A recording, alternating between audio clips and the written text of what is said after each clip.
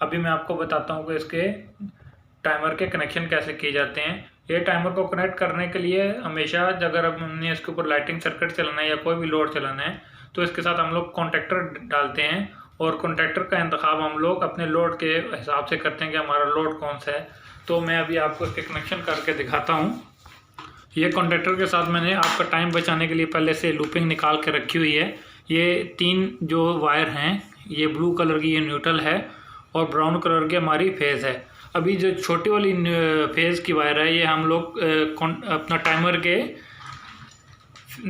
Phase वाले point में लगाएंगे 6 नंबर में।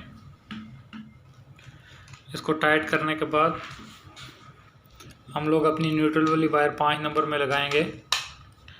ये दोस्तों आप देख सकते हैं, आराम से बिल्कुल तसल्ली के साथ लगाना है आपने, और ख़्याल रखना है कि आपका कोई कनेक्शन लूज़ ना रहे, नहीं तो स्पार्क होने की वजह से बाद में शॉर्ट सर्किट हो सकता है। अभी हम लोग एक दूसरी वायर फेज़ की लेके टाइमर के 3 नंबर से निकाल के अपने कॉन्टैक्टर के आउटपुट पे देंगे। हम लोग इसको टाइमर के 3 नंबर में टाइट करेंगे।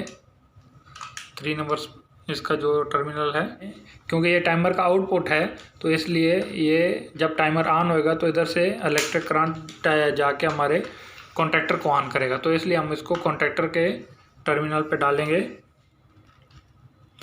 जब हमारा पावर आएगा, टाइमर से आउटपुट मिलेगी, तो ये इस कॉन्टैक्टर को ऑन कराएगी और कॉन्टैक्टर आगे हमारा आउटपुट का लोड ऑन करेगा।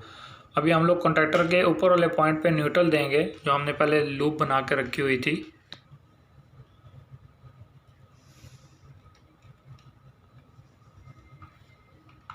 अभी हम लोग एक वायर और लेके टाइमर के साथ फेस को 2 नंबर पॉइंट के साथ अपना लूप करेंगे, जो टाइमर को ऑन कराएगा।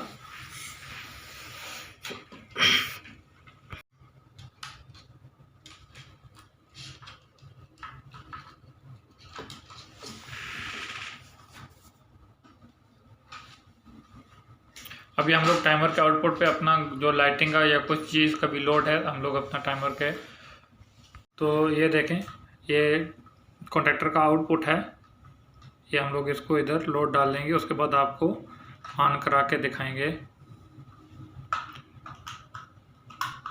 जो पॉइंट पे आपने फेज़ न्यूट्रल कॉन्टैक्टर के दी थी, जो फेज़ के सामने फेज़ लगाना है और न्यूट्रल के सामने न्यूट्रल लगाना है आपने, तो इसलिए ये देखिए हमारा ये एक सर्किट पूरा हो गया है।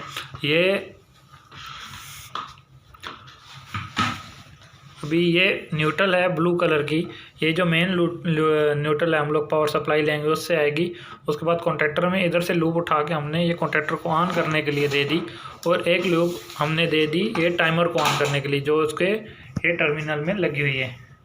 ऐसे ही हमने ये एक फेज़ मेन से आके कॉन्टैक्टर से हमने टाइमर को दे दी, लूप की हुई है, ठीक है। और टाइमर से एक लूपिंग वही सेम उठा के हमने अपने टर्मिनल 2 पे दे दिए, ये आप देख सकते हैं, ठीक है। और ये टर्मिनल 3 इसका आउटपुट है, इधर से ये ऑन होके पावर जब टाइमर ऑन होएगा तो इसमें से पावर ये कॉन्टैक्टर को ऑन कराएगी।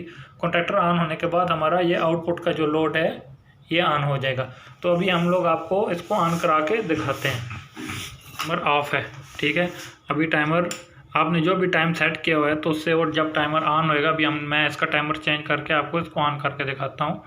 ये देखें, ये अभी टाइमर ऑन होएगा, ये देखिए ये टाइमर ऑन हो गया, ठीक है। आपने जो टाइम सेट किया उस टाइम में ऑटोमेटिक ये ऑन हो जाएगा, और इसी तरह जब आपने इसको ऑफ का टाइम दिया तो ये ऑफ हो जाएगा।